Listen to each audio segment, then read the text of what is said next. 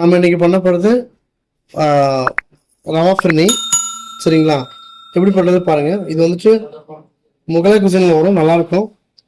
இது வந்துட்டு இன்றைக்கி பண்ணி வச்சுட்டு நல்லா ஃப்ரிட்ஜில் வச்சுட்டு ஒரு 3 மணி நேரம் சாப்பிட்டீங்களா ரொம்ப டேஸ்டியாக இருக்கும். நாம் வந்துட்டு ஒரு இன்றைக்கி 100 பேருக்கு பண்ண போகிறோம்.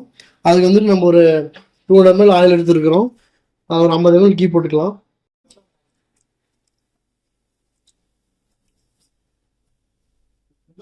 ஒரு 400 கிராம் ரவை எடுத்துக்கலாம்.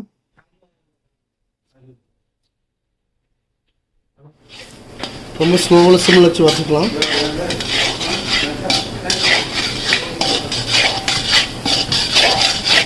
நீங்கள் இந்த ரவை வந்து ரொம்ப ஃபைனாக எடுத்து வாங்கிக்காங்க. ட்ரை ஃப்ரூட்ஸ் போட்டுக்கலாம்.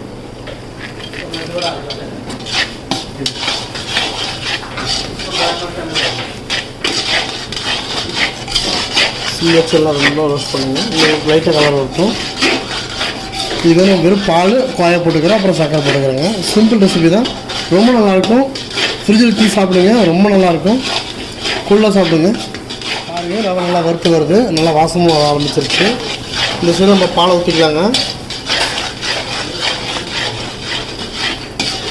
ஓகே, இதுக்கு வந்து நம்ம ஒரு 350-400 ரவை எடுத்துருக்குறோம். அதுக்கு வந்து நம்ம ஒரு 3 லிட்டரு போட்டுக்கலாங்க.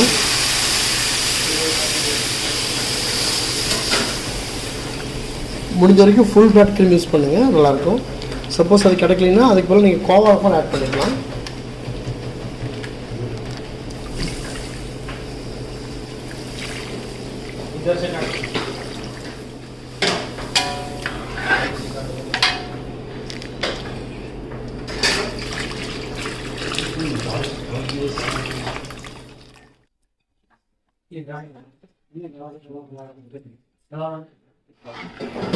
ஸ்லோவில் கிண்டுங்க, ரொம்ப அர்ஜென்ட்டில் ஒன்றும் போடாதீங்க. சரிங்களா? இது மாதிரி ஸ்லோவில் கிண்டா தான் நல்லா ரவை ரொம்ப சாஃப்டாக வரும். நீங்கள் அர்ஜென்ட்டாக கிண்டிங்கன்னா ரொம்ப ரொம்ப ஹார்டாக இருக்கும்.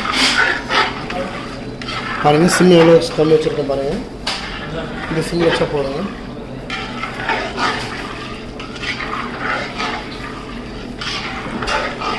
பாருங்கள், இந்த அளவுக்கு திக்காக இருந்தால் போதும். இப்போ நம்ம சுகர் ஆட் பண்ணிக்கலாங்க. ஸ்லோவில் வச்சுட்டு இப்போ நம்ம சுகரும் கோவா ஆட் பண்ணிக்கலாங்க. இதுக்கு வந்துட்டு ஒரு மினிமம் ஒரு 1/2 கிலோ சுகர் போட்டுக்கோங்க. அப்புறமா டேஸ்ட் பண்ணிட்டு மிச்சம் நீங்கள் உங்களுக்கு ஸ்வீட் தகுந்த மாதிரி போடுங்க. எனக்கு தெரிஞ்சு 1/2 கிலோ சக்கரை போட்டால் போதும். சாஃப்ரான் தான் போடுங்க. நம்ம வந்துட்டு கலர் யூஸ் பண்ணுறோம். சாஃப்ரான் போட்டிங்கன்னா ரொம்ப நல்லா இருக்கும், வாசமாக இருக்கும். கொஞ்சம் ஏலக்காய் பவுட்ரு,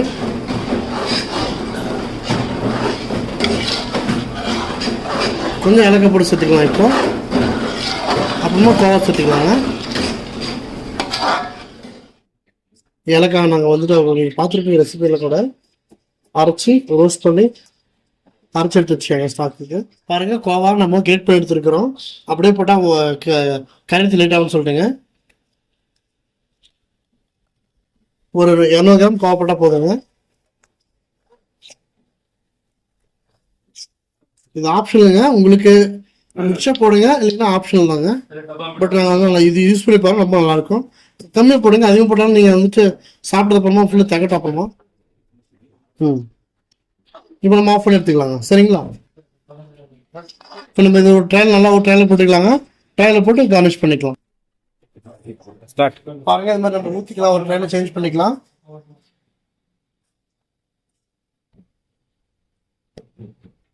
லெவல் பண்ணிக்கிட்டு இப்போ நம்ம இது மாதிரி நம்ம ட்ரை ஃப்ரூட்ஸ் போட்டு செட் பண்ணிக்கலாம். ரெடி ஆயிடுச்சு. இது வந்து ஃப்ரிட்ஜில் ஒரு 3லேருந்து ஒரு 4 மணி நேரம் வச்சுருந்து ஆறி பண்ணதுக்கப்புறமா எடுத்து நீங்கள் வேணால் சின்ன சின்ன போல கூட போட்டு இண்டிவிஜுவலாக பண்ணி சாப்பிடுங்க. நம்ம இது பொஃபேக்காக நம்ம செட் பண்ணி வச்சுருக்காங்க. இது வந்துட்டு பேருங்க ரவா ஃபிர்னி.